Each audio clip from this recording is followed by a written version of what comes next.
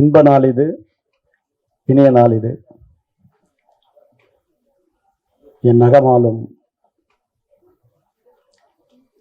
இயக்குனர், பெப்சியின் தலைவர், பாசத்துக்குரிய தம்பி செல்வமணி அவர்கள் உள்ளிட்ட மேடையில் விட்டிருக்கும் அனைத்து திரைச்சிற்பிகளே, விழாவில் பங்கு கொள்ள வந்திருக்கும் சகோதர நண்பர்களே, தொலைக்காட்சி தோழர்களே, ஊடக நண்பர்களே, விஜயகாந்த் ஈண்டெடுத்த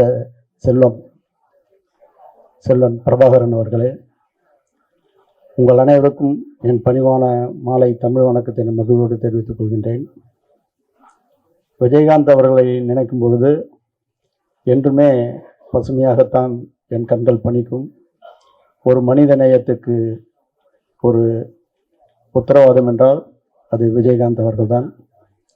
அவரோடு நான் பயணித்தது கூலிக்காரன், நல்லவன், தெருப்பாடகன் என்னும் பொதுப்பாடகன். என்னை கதை, திரைக்கதை, வசனகர்த்தா, பாடலாசிரியர் ஆக்கினார் நல்லவனில்.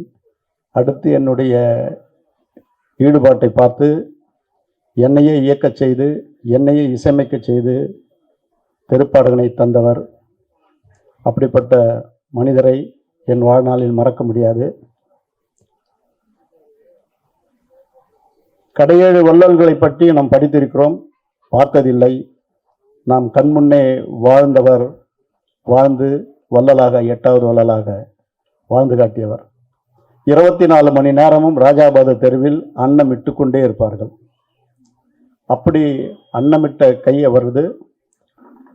அவருடைய காலம் திரையுலகின் பொற்காலம்.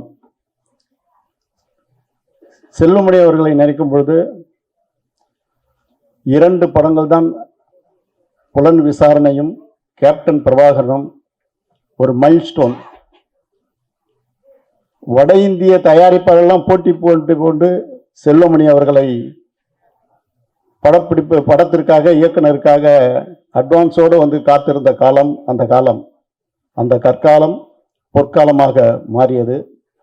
அப்படிப்பட்ட விஜயகாந்த் அவர்கள் இந்த படத்தில் கேப்டன் பிரபாகரன், ஆம், நான் தந்த அடைமொழி புரட்சி கலைஞர் கேப்டன் பிரபாகரன். இந்த புரட்சி கலைஞர் என்றது புரட்சி நடிகருடைய எம்ஜிஆருடைய புரட்சியையும் கலைஞருடைய பெயரையும் சேர்த்துதான் புரட்சி கலைஞர் என்று நான் கூலிக்காரனில் அழைத்தேன். மாபெரும் மிகப்பெரிய வசூலுக்கு சொந்தக்காரராகத்தான் அவர் விளங்கினார். திரையுலகில் எந்த ஒரு பிரச்சனை இருந்தாலும் முன்னணியில் வந்து நின்று அவர் பணியாற்றிய விதம் காலத்தால் மறக்க முடியாதது. நடிகர் சங்கத்தை மீட்டெடுத்து அதனுடைய கடனை அடைத்து அதற்கு ஒரு மிகப்பெரிய வழிகாட்டி அமைந்தார்.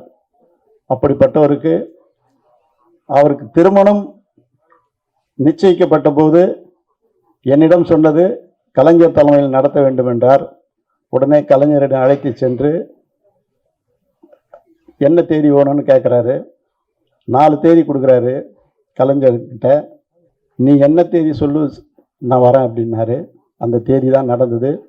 அப்படிப்பட்ட திருமண வைபவம் மதுரையில் அந்த மாதிரி ஒரு முத்தையா மன்றத்தில் அந்த மாதிரி எந்த காலத்திலும் நடக்காது, நடக்கவும் முடியாது. அப்படிப்பட்ட கடல் அலை போல மக்கள் வெள்ளத்தில் அவருடைய திருமணம் நடந்தது.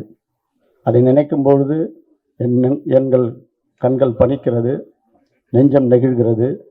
அவருடைய செல்வங்கள் அரசியலிலும் சரி, சினிமாவிலும் சரி முன்னேற்ற பாதையில் செல்வார்கள் என்று சொல்லி வாய்ப்பு தெரிவித்து அமைகிறேன்.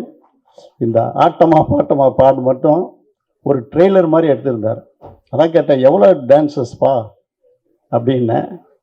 60 டான்ஸர் 600 டான்ஸர் மாதிரி எடுத்திருக்கிறார். எப்படி நைட்டில் அந்த லைட்ஸோட அவங்க புறப்பட்டு வர்றது, காவல்துறை அதிகாரிகளோட ஒரு ட்ரெய்லர், ஒரு பாட்டு போட்டால் அந்த படத்தை பார்க்கணும்னு சொல்கிற ஒரே ஒரு சூழலில் உருவாக்கிய ஒரு கலைச்சிற்பி தான் தம்பி செல்வமணி அவர்கள். வாழிய வாழிய வாழி என்று வாழ்த்தி விடைபெறுகிறேன். நன்றி, வணக்கம். எப்படி விஜயகாந்துக்கு ஒரு லியாகத் ஊருக்கு ஊர் போய் அவரை பற்றி பறைசாற்றி கூட்டம் போட்டு அவர் புகழை சேர்த்தாரோ, அதுபோல் திரையுலகில் செல்வமணியினுடைய படம் அவருக்கு ஒரு கொடையாக விளங்கும் என்று சொல்லி விடைபெறுகிறேன். நன்றி, வணக்கம்.